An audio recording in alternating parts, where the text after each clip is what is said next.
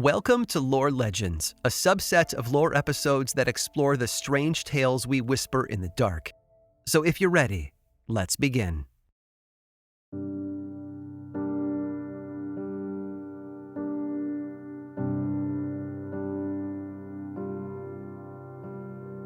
Most of us aren't thinking about ghosts while we're vacationing in paradise. The sun, the sand, the palm trees, they seem to drive away the darkness.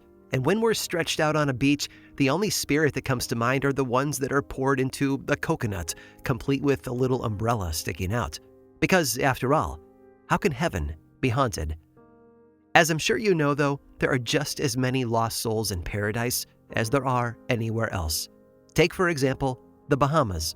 On the remote island of Great Isaac Cay, you'd expect all the normal tropical trappings: blue water, a stunning coast, amazing wildlife. And it has all of that and more, of course. But it also has a lighthouse. For years, this pillar of light was the one thing stopping the ships of the Bermuda Triangle from crashing into the barren coastline of Great Isaac Cay. But as bright as it might have been, its history was remarkably dark. For example, during its construction, it's said that a ship hit the rocks and sank nearby. The only survivor, a little boy, was allegedly eaten by sharks. His ghost can still be seen limping across the island's beach. Another legendary mid-19th century shipwreck also left no survivors. It's said that you can still see a ghostly gray lady wandering through the lighthouse, looking for her infant son, who was lost at sea. But the lighthouse is best remembered for its keepers. In August of 1969, it was discovered that the two lighthouse keepers working there had gone missing, and they were never found again. Today, the Great Isaac Cay Lighthouse shines on, its light still sparkling across the blue Bahama waters. Just looking at it, you would never guess that so many ghosts are hiding inside. But that's the thing about beauty, right? Sometimes a glittering shell can hide a rotten core. I'm Aaron Mahnke, and this is Lore Legends.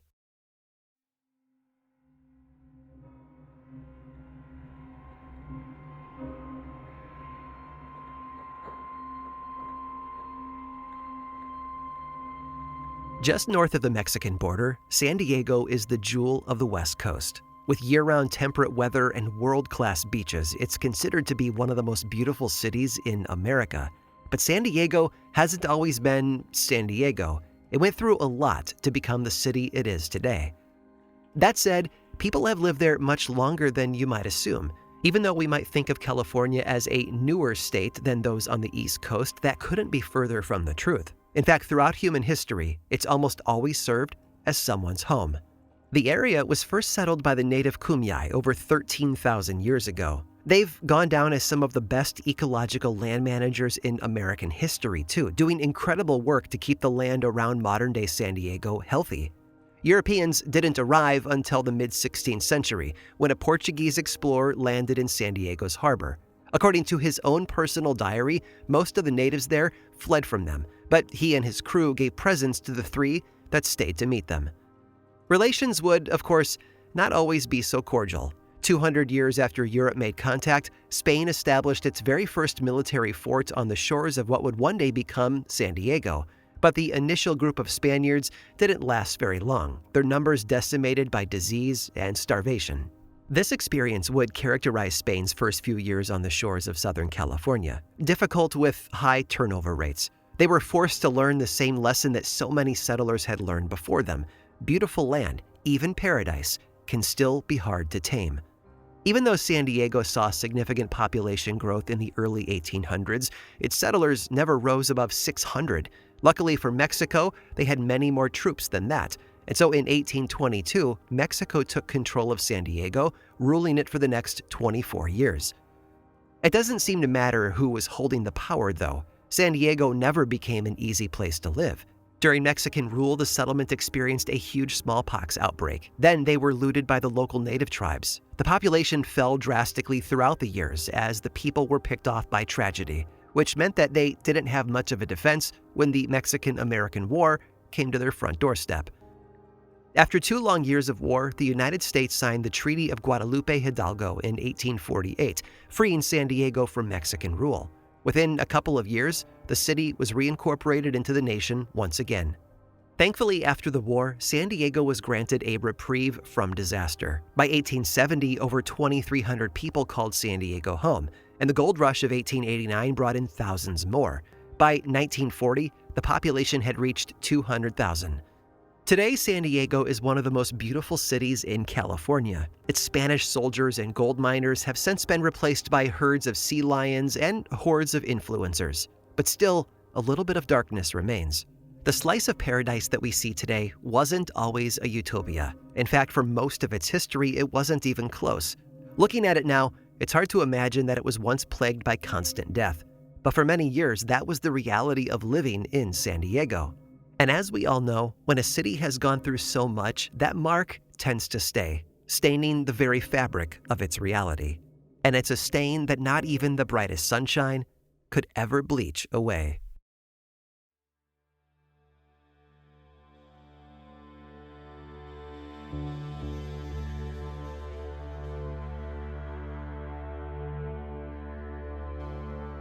The legends defy expectation. This hotel was not the kind of establishment where people were shot in cold blood, but if you believe the stories, that's exactly what happened. Today it's known as the Horton Grand Hotel, but when it was established in the 1880s, it was simply called the Grand Hotel. The name was fitting, too. This place was nothing short of grand. There's just no other way to describe it. Modeled after the most ornate European hotels on the continent, the Grand Hotel was built to impress. In the 1880s, San Diego was going through a lot of changes. Most importantly, in 1885, the city was integrated into the routes of the brand new Transcontinental Railroad. The number of people that would now be coming into San Diego could be an economic game changer for the city. But first, they needed a few high-end hotels to both house and dazzle the oncoming influx of visitors, and the Grand Hotel was the answer to that need. Since its establishment, the hotel has hosted a number of celebrities, from President Benjamin Harrison to Babe Ruth, but its most infamous guest is probably someone you've never heard of, and he gained that fame because he never left the grounds. Roger Whittaker was a gambling man, and I don't mean that figuratively. This guy literally loved to gamble.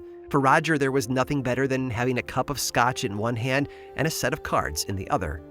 He had a reputation for being both a heavy drinker and a swindler, but that didn't seem to deter people from getting mixed up with him. He could always find someone to play a few hands of poker with, or at least someone he could cheat out of a few bucks. Often, they were the same person. But Roger wasn't always very good at his chosen pastime, and that goes for both the gambling and the swindling. Unfortunately, over the years, he racked up a pretty substantial debt, and payday was coming. One evening, while he was staying at the Grand Hotel, Roger's creditors found him there. They demanded that he repay them, but he couldn't. Soon enough, the meeting turned violent, and Roger was grazed by a bullet. Deciding that that was enough excitement for the night, he fled back to the hotel, leaving a trail of splotchy blood in his wake. Now, unbeknownst to Roger, his creditors followed him all the way to his hotel room, room 309 to be specific, and when they kicked down the door, they found him cowering in the wardrobe. Right then and there, they shot him, and then the creditors walked out of the hotel, leaving Roger's bloody body behind. Today, room 309 is considered to be the most haunted one in the Grand Hotel. A common complaint from guests is that the bed sometimes shakes while they're sleeping. The shaking is apparently so violent that it wakes them up and occasionally even sends them screaming from the bedroom. Others report that their personal effects move on their own power and that the wardrobe doors swing open of their own accord. And Roger's ghost has made a name for himself as a troublemaker. On top of the bed shaking, guests in room 309 have said that they found bedside lamps on the bed or their window curtains tied in knots.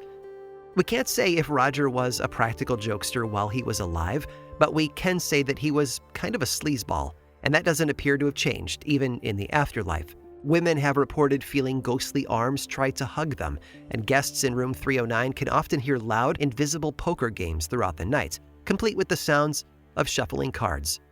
It's a fantastic legend, but the trouble is we don't have any concrete proof that Roger Whittaker actually existed. There are no dates attached to his story or any evidence of his visit to the hotel. But every person who has stayed in room 309 can tell you that someone clearly died in there, and that someone really loved card games. If it isn't Roger, then it could just be about anyone. Vices like poker weren't unusual in San Diego. Just like the other mining community in California, its residents worked hard and they played hard. For some, their vice of choice was gambling. For others, it was drinking. But for many, it was women. Sex workers made a killing out in California, and San Diego was no different. Of course, well-to-do hotels like the Grand Hotel didn't allow amorous couples to rent rooms by the hour. But that doesn't seem to bother the hotel's second most famous ghost. Ida Bailey was one of San Diego's most successful madams. Like many other women on the frontier, she owned a brothel in the red light district, making a name for herself in one of the only ways a woman could in those days. And it seemed to have gone well for her. Her establishment was popular with the city's wealthiest clientele, and it made her more than enough money to live comfortably. But nothing gold can stay, not even a brothel that rakes in gold hand over fist. And eventually the Grand Hotel was built right on top of Ida's business. Ida Bailey's spirit has stayed loyal to her brothel in death, even though it stopped existing years ago. Today, her ghost can be seen wandering the halls of the hotel, offering a friendly smile and, on occasion, floating through unsuspecting patrons. If you were to visit the Grand Hotel today, you would never guess that its elegant facade was hiding a dark history of murderers, gamblers, and more. But that's the thing about beautiful places. Sometimes the unpolished parts are what make them iconic.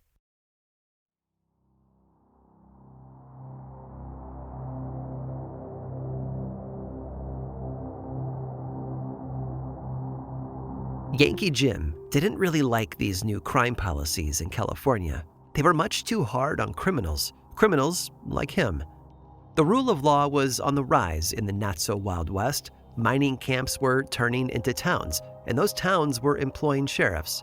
Unfortunately for those sheriffs, there were far too many outlaws running around for the authorities to bring them all to justice. You see, in the mid-19th century, California was experiencing a crime boom. Everything from cattle theft to murder was becoming more prevalent. The government did what they could to crack down on the worst of it, but it was like trying to push a boulder up a hill. You might make a bit of progress, only to lose it all and more a moment later. So the state's higher-ups looked the other way when communities started to form their own vigilante committees. The concept was simple. If the government didn't have the manpower to stop all the crime, then the people would take the matter into their own hands. But the problem with these vigilante committees is that they tended to dole out punishments that didn't quite fit the severity of the crime. One of the more famous instances occurred when a man named Jim Ugly got into a fight with a bartender. He stabbed the man, but then before he could flee the scene, a mob grabbed him, took him outside, and lynched him. The bartender survived, and Jim Ugly most certainly did not. It was enough to make any hardened crook's blood run cold, including Yankee Jim Robinson's. All things considered, he wasn't so bad. He didn't kill and he didn't maim. He was just a horse thief, albeit a legendary one, who could drive hundreds of horses at a time across the Mexican border. In Yankee Jim's eyes, he was just making a quick buck in the best way he knew how. It's not like he was hurting anyone. He even later told people that he considered himself to be a good man who had, according to his own recollection, donated heaps of gold to the poor. But once Jim Ugly was killed for stabbing the bartender, Yankee Jim realized that he may see his crimes as no big deal, but the locals would see them as an extremely big deal, maybe even a big enough one to string him up from a tree. So, in the summer of 1852, he made his way south to the one city that he thought was still a bright haven for ne'er-do-wells, San Diego. Once he reached the city, Yankee Jim and two of his buddies hatched a maniacal plan, a truly diabolical feat. They were going to steal a rowboat. Yeah, you heard that right. Just a rowboat. Not much to write home about. But to be fair to them, it was the first part of a multi-step plan to steal a much bigger and more valuable schooner. They just needed something to carry all the supplies for the heist in, so a rowboat it would be. On the night of August 13th of 1852, evening beachgoers reported seeing a tall man in a red shirt push a rowboat into the surf and row towards a large boat out at sea. Then he came back, loaded the rowboat down, and returned to the ocean. After he came back again, people started to get suspicious. Out of an abundance of caution, word was sent to the captain of the large boat, Captain Keating. The captain grabbed his gun, and he intercepted Yankee Jim during his fifth trip on the rowboat. When Yankee Jim refused to identify himself, Keating shot at him, but by then, Jim was already rowing himself back out to sea, and the bullets didn't even touch him. Suspicious of the strange man in the rowboat, Captain Keating contacted San Diego's sheriff. The sheriff got the word out that he was looking to apprehend a suspected thief with a red shirt, and by the next morning, a Mexican rancher was bringing Yankee Jim into town, his face all bloodied and bruised. Despite the fact that Yankee Jim had only stolen a rowboat, and that the rowboat was returned safe and sound to its owners, he was charged with grand larceny. His buddies cooperated, and it's suspected that they may have even cut a deal to get off easy. But not Jim. No, he wouldn't be let off the hook that quickly. Yankee Jim's trial wasn't a normal one. Unhappy with his legal representation, he opted to shrug off his lawyer and just represent himself. The judge who presided over the court was known for showing up at trials still drunk from the night before. And perhaps most egregious of all, the two owners of the stolen rowboat actually served on the jury. The odds were clearly stacked against our intrepid outlaw. It would have taken a miracle to get him off. That miracle, however, never came. In the end, Yankee Jim Robinson was convicted of all charges and sentenced to death by hanging. And tragically, Jim never believed that they would go through with it, at least not until the very end. Yankee Jim believed that it was all some big joke. After all, who gets killed over a rowboat? He even told a Catholic priest who visited his jail cell that he wouldn't be needing any divine intervention, although he did convert anyway, seemingly to appease the worried clergyman. Yankee Jim didn't believe that he was going to be executed until he was finally brought to the gallows. He fought for his life until the very end, and that end was a long time coming. The hanging wasn't a clean one, they say. Standing at nearly 6'4", his legs were too long to allow for a quickly snapped neck. Instead, he dangled, slowly asphyxiating. And once he was finally gone, his legs had to be broken so that he could fit into the standard issue coffin. It would seem that the unfairness of his death still keeps Yankee Jim up at night. He's been seen all across San Diego, wandering the streets, and for a few years, he was also known to appear in front of anyone who got too close to the site of his hanging. But that changed when, in 1857, a man named Thomas Whaley built a house on the exact spot where our crook met his end. For the rest of his life, Thomas's house was haunted by Yankee Jim. He was known to startle Thomas's family on the regular and to keep them up at night with loud stomping that left muddy footprints behind. Yankee Jim Robinson didn't aim too high as an outlaw, but it was enough to bring justice crashing down on his head. He might not have believed his sentence was real back then, but it's fair to say that he's learned one very particular lesson. Crime never pays.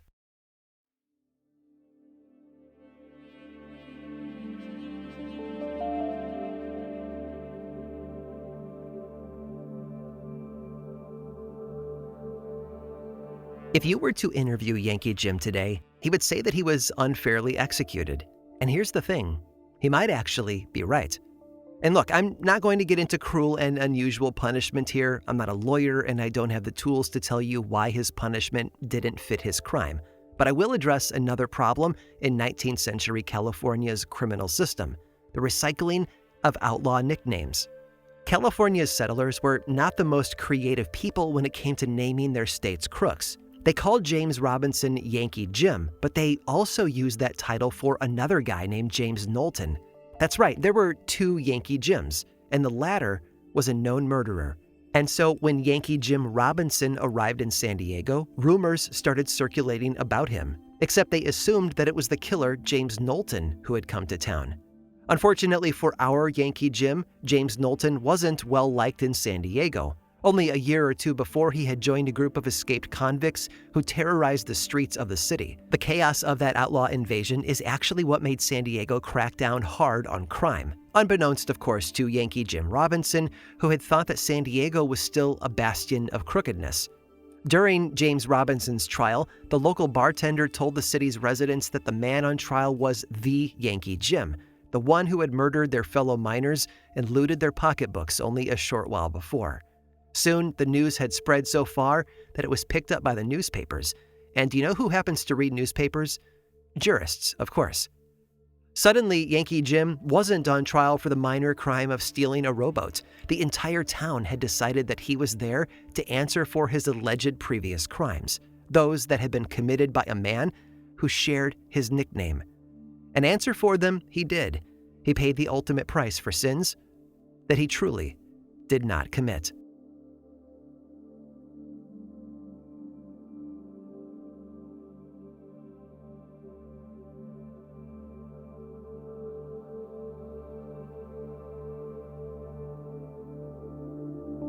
I hope you enjoyed today's tour through some of the legends from San Diego. It's clear from the stories that even the most bright and beautiful setting can still play host to some frightening shadows. But Yankee Jim isn't the only unhappy spirit still kicking around on the streets of San Diego. There are a lot more, and they all call the same place home. Stick around through this brief sponsor break to hear all about it. This episode of Lore was made possible by Warby Parker. Buying new glasses isn't always a fun experience. If you know, you know. I've been there myself and it is frustrating. But Warby Parker changed all that. Warby Parker offers everything you need for happier eyes. Eyewear, sunglasses, contact lenses, and eye exams. You can shop with them online, at home, and in one of their over 270 retail locations across the US and Canada where you can get styled by one of their friendly expert advisors. Warby Parker glasses start at $95 and include prescription lenses with anti-reflective, scratch-resistant coatings. Many Warby Parker locations even offer comprehensive eye exams starting at $85. Full confession, I am old and I need progressive lenses, and I was really worried that it would be too complicated, but the ordering process was a breeze and the glasses are absolutely amazing. Great fit, fun style, and so affordable. Warby Parker has over 270 locations to help you find your next pair of glasses. You can also head over to warbyparker.com/lore right now to try on any pair virtually. That's warbyparker.com/lore.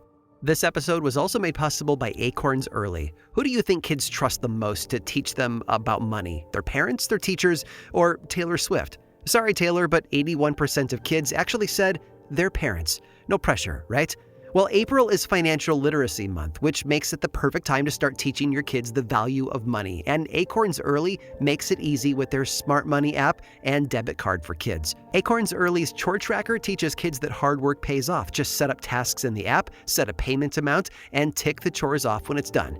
And there's more. Savings goals help kids turn savings into a habit. Kids get a new sense of independence when they spend what they earn with their very own debit card. Plus, kids can build up their money knowledge and their confidence with bite-sized financial lessons. As a parent, I know how important it is to teach your kids good lessons about money management. It's a foundation that will help them for the rest of their lives. Acorns Early is a powerful tool for helping your kids turn savings into a habit. Ready to help your kids grow money skills that will last a lifetime? Just head to acornsearly.com/lore or download the Acorns Early app to get started. Sign up now and your first month is on us. Acorns Early Card is issued by Community Federal Savings Bank, member FDIC, pursuant to license by MasterCard International. Terms and conditions apply. Monthly subscription fees starting from $5 per month unless canceled. This episode was also made possible by 1-800-Flowers.com. Moms deserve the absolute best, especially at Mother's Day. And when it comes to flowers, there's only one place I trust to get it right every time: 1-800-Flowers.com. Every year, I order from 1-800-Flowers.com, and my wife is always blown away. The roses, stunning. The service, always on point. Because when it comes to celebrating the most important women in our lives, nothing less than perfect will do. My recent order of flowers was incredibly fresh, full of color, and was such an amazing value. This year, Lore is teaming up with 1-800-Flowers.com to make Mother's Day even sweeter. Right now, when you order 1 dozen roses, they'll double it to 2 dozen for free. That's twice the beauty and twice the love, all at no extra cost. The roses from 1-800-Flowers are all picked at their peak, cared for every step of the way, and shipped fresh to ensure high quality and long-lasting beauty. That said, their bouquets are selling fast, so lock your order in today. To claim your Double Your Roses offer, go to 1-800-Flowers.com/lore. 1-800-Flowers.com/lore. And finally, this episode was made possible by Quince. I used to have no idea what to get my wife for Mother's Day, especially when she hits me with that classic, "Don't get me anything." But I still wanted to give her something that feels special. Well, Quince totally solved it for me.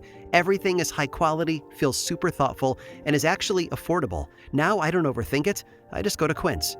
If you're curious, I got her the Mongolian cashmere boatneck sweater in the gorgeous moss green. She loves it and it looks amazing on her. So win-win, right?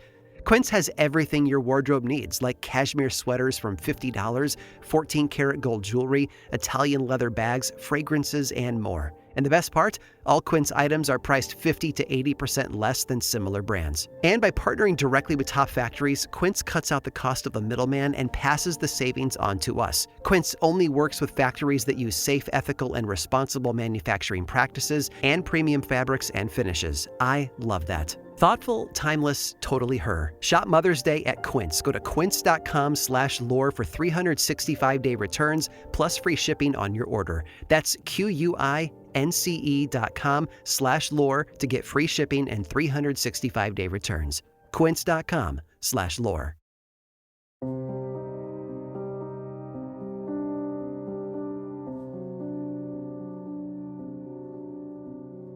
When you picture paradise, you probably don't think about its graveyards. But as I hope you figured out by now, people die in beautiful coastal cities just as often as they die anywhere else, and they all have to be buried somewhere. In San Diego, one of those somewheres is the Elcampo Santos Cemetery. Established in 1849, it served the city for almost 2 centuries. Once, the cemetery was a great sprawling thing, taking up a huge swath of Old Town. Today, it's been reduced to a fraction of its original size, making it one of California's smallest graveyards, with only 477 headstones left standing.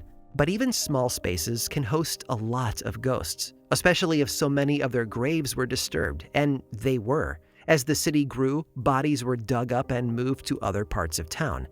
But eventually, they didn't even bother to do that. Many of the graves were just paved over, leaving the human remains to rot beneath concrete instead of fresh earth, which, as we all know, is a foolproof way to create poltergeists. Businesses and homes around the cemetery have reported numerous poltergeist hauntings, and apparently these things have caused a lot of trouble over the years.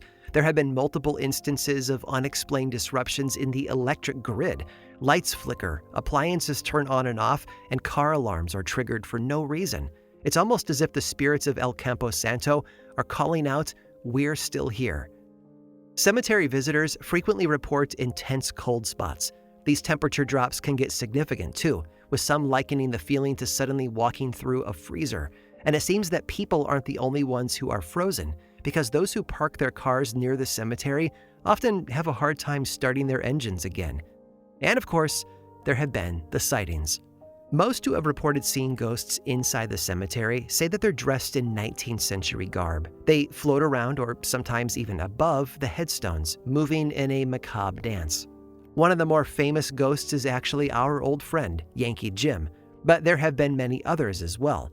There's a Native American who floats just inches above the ground. There's a woman dressed in a white Victorian-era dress who frequents the south wall of the cemetery. And most disturbingly, there are multiple ghosts wandering around with no heads or legs, just torsos bobbing around the grave markers.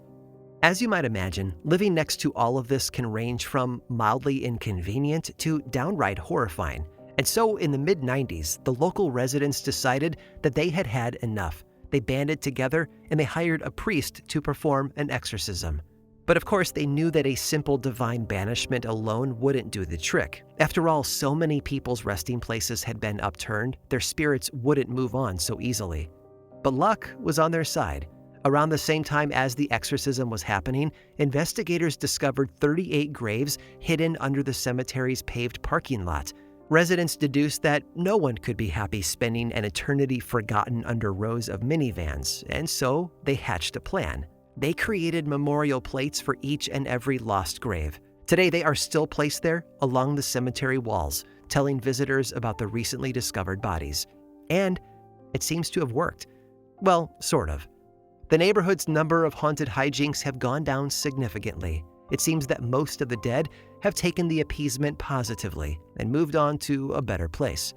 But there are, of course, a few still kicking around, and occasionally they even make some trouble. Even ghosts, after all, like to keep things interesting.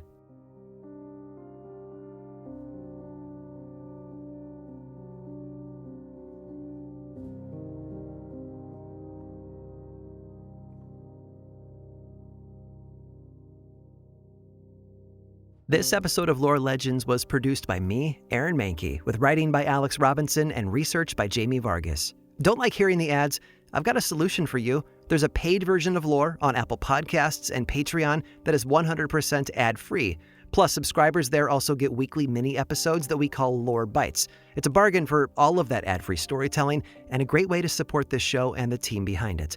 For more information about those ad-free options, head over to lorepodcast.com/support.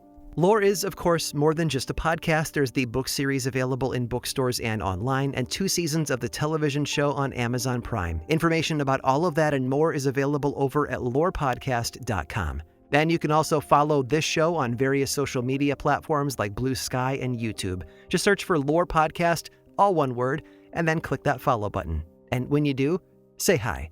I like it when people say hi. And as always, thanks for listening.